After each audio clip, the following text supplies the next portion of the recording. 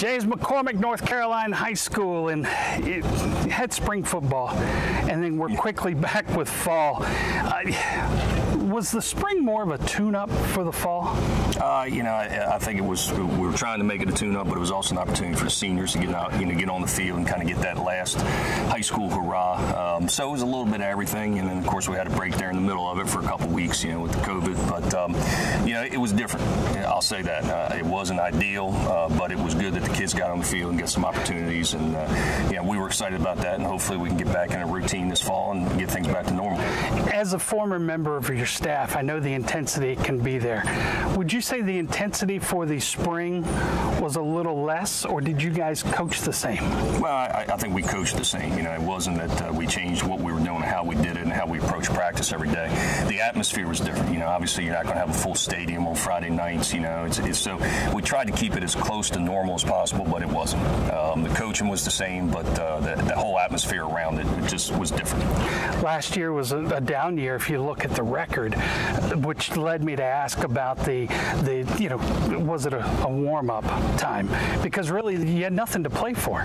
So other than just a sense of pride, is this year going to be a little different for that? Look, we didn't like losing those 2 games last year. It was we've already heard a couple things. They got one of those teams got special T-shirts made up about something about Kings of the North or something. We've heard all of it. Look, we weren't happy about that. We're going to make sure that we work hard to try and not let that happen again. What's going to be the way of attack this year? Who are we relying on offensively for the Bulldogs? Well, we're going to do what we do. We're going to run the wing tee. We're going to run 4-4 defense. We've done that for the last 20-some years. I think we got some good talent. Owen Doyle will be a fullback for us, but we got 2 or 3 other kids that are going to be in that fullback position. We got Mason McFadden at a halfback. We have some good linemen. Jamari Roberts, Chris Clark, McCabe, Piavis. We got some kids that are going to be good in there.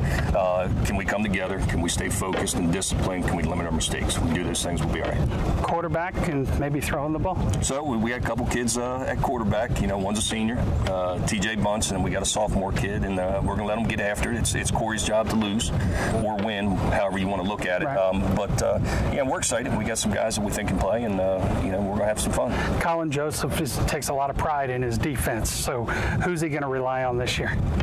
Surprisingly, we have a lot of defensive returners coming back. We had a pretty good defense last year. We got a lot of guys coming back. McCabe at a DN, Jaden Watkins at a DN, Chris Clark at D tackle, inside linebackers. We got Owen. We got a couple other kids. They're going to be fighting for that other inside spot. We got decent secondary guys that we found last year in spring ball that we think are going to be able to play and do some nice things for us. So we're excited defensively. It's going to be, can we find a little bit more depth to be able to get more guys on the field? If we can do that, we'll be all right. When you look at the senior class, do you have anybody that might be an eligible person to be able to play at the next level? Yeah, we got a few guys. We got at least 3 or 4 guys, maybe 5 guys that we think can play at the next level that are going to have those opportunities. And this fall, that's all going to hopefully kind of work itself out for those guys. Last year with recruiting, not being able to visit campuses and that kind of stuff was a little bit different. But we're going to get back on track this fall, and those guys will have some opportunities, and I'm excited to see where they go. Owen Doyle for the North Carolina Bulldogs. Now, Owen, you're one of those both-way players. You play offense, you play defense. That's correct. Which one do you like to play more? I like playing defense. More so than the offense? Yes. So you're not worried about scoring? No. Whatever I can do to help the team, but I like defense better.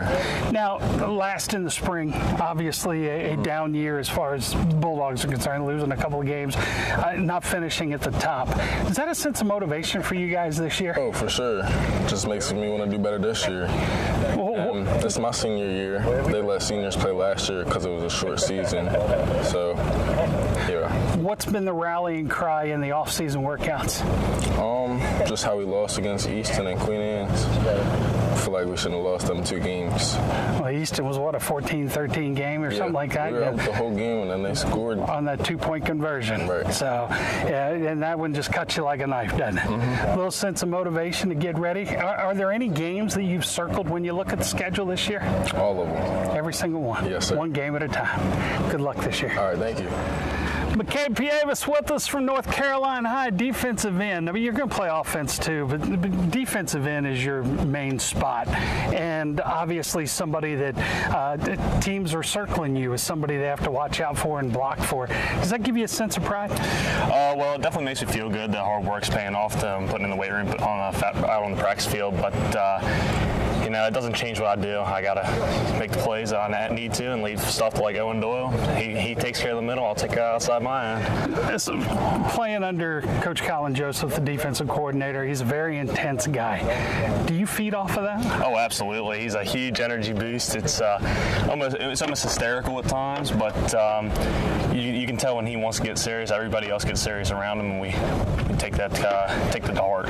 So, like we've commented on Overtime Live broadcasts in the past about your Goldilocks. I mean, any thoughts of a haircut this year before the season, or are we just going to let it grow? Yeah, definitely no haircut before the season, but maybe in college, maybe that's when it's going to come on off. People want to know, how long do you have to spend to do your hair before a game? No time at all. Don't rush it, no nothing. This is all natural. I mean, in North Carolina, it's you and Chris Curler. You've lost your hair partner now. I know. He's been a buddy of mine since we've grown up in Denton, and he's gone, so last hurrah. So does your mom come do your hair? Nah, not quite. Nah, she take care of it on your own. Yeah, it's left to be its own thing.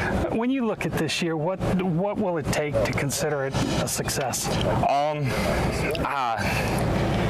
Obviously improving on last year. You don't want to lose 2 games, especially not at North Carolina. That's not what we're used to, but improvements, but you also got to take it one game at a time as well.